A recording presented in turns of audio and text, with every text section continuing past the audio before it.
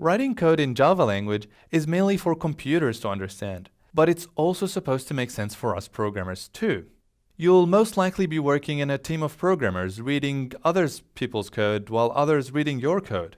So it's really important to make sure that your code and variable names are self-descriptive. But when your program gets longer and longer, things start to get confusing, and you would need a lot more than just Java statements to explain what your program is doing.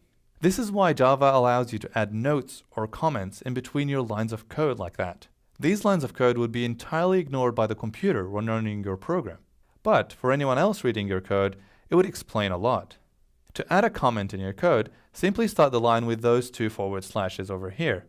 Then feel free to write whatever you want after that. Usually things that would explain the instruction that happens right after that.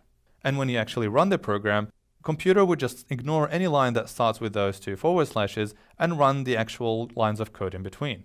These lines of notes are called comments. It's a really good idea to add as many comments as you need that would make your code a lot more understandable.